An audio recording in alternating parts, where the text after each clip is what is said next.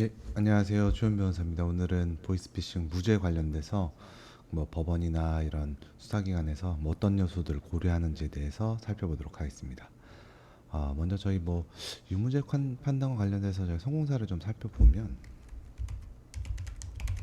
자 여기서 보시고 뭐 혐의 없음으로 나온 사례, 자 보시죠. 혐의 없음 나온 사례, 이건 벌금형 나온 사례, 이건 인정한 사례입니다. 이건 집행유예도 인정한 사례죠. 그리고 또 보시면 뭐 무죄, 여기는 검상수 기각, 이것도 무죄. 그다음에 무죄. 요런 무죄 사유들에 대해서 저희가 이제 법원이나 뭐 수사기관에서 이제 불송치된 사례들 있죠. 그거들 위주로 어떤 점들을 고려해서 유무죄 판단이 되는지 살펴보도록 하겠습니다. 제 메모장에 좀 적어놨으니까 살펴보도록 하겠습니다. 결국 보이스피싱 인출책이나 전달책 같은 경우에는 이제 고의가 있었는지 여부가 핵심적인 사항입니다. 고의가 뭐냐? 보이스피싱 알고 했다라는 겁니다. 근데 실질적으로 보이스피싱 알면서 한 경우는 좀 드물어요, 사실. 보통은 보이스피싱이라는 사실을 잘 모르고 뭐 아르바이트, 채권 추심 업무다, 아니면은 뭐 부동산 업무다라고 해서 시작한 경우가 많고, 이게 진짜 뭐 상대방에 대해서 사기 피해 금액을 가져온다라고 생각하면서 일을 한 경우 드무니까 이런 점 고려하시기 바랍니다. 자, 먼저 일을 하게 된 경위. 아까 말했죠? 뭐 채권 추심 업무다. 내가 지금 채권 추심 회사에서 일을 하고 있다라고 생각하고 일을 한 경위.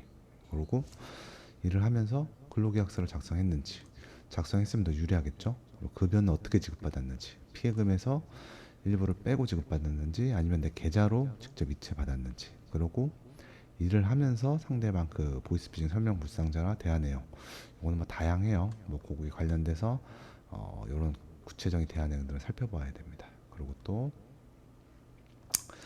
자, 뭐 피해자를 만나는 경우 자신을 어떻게 소개해야 했는지, 본명을 사용하였는지 여부, 그 다음에 뭐 가명 사용하는 경우도 있죠. 아니면 내가 뭐 특정 서류를 교부하면서 은행의 직원이다, 아니면 금융감독원에서 나왔다라고 하는 경우에는 고의가 인정될 수 있습니다. 그 밖에 이제 일한 기간이 얼마 되었는지, 처음 일했는데 검거됐다, 이런 경우는 고의를 상대적으로 탈락시키기가 더 유리해요. 근데 그 밖에 그렇지 않고 오랜 기간 일을 했다라고 하는 경우엔 그만큼 일을 하는 과정에서 여러 의문점들이 생길 수도 있고, 알면서도 했다라고 판단될 수 있어요.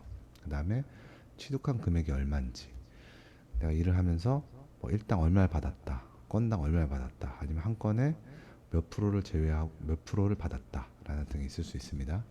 그 밖에 사정, 자수했으면 자수한 경위 등. 그러니까 만약에 내가 보이스피싱 모르고 일을 했는데 일을 하는 과정에 좀 이상하다라고 싶어서 친구들이나 아니면 주변 뭐 가족들에게 물어보니까 이거 보이스피싱 같다라고 듣고 바로 자수한 경우엔 그만큼 내가 몰랐던 사정에 대해서 자수하는 거기 때문에 고의를 탈락시킬 수가 있겠죠.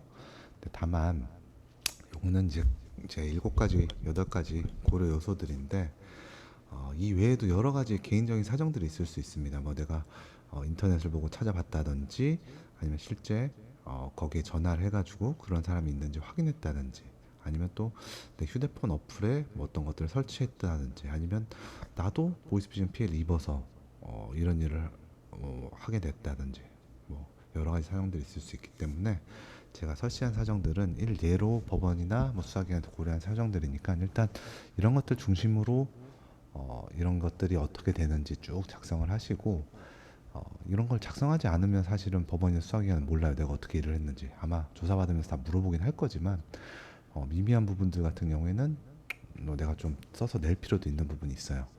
그러니까 이런 점 고려해 주시기 바랍니다.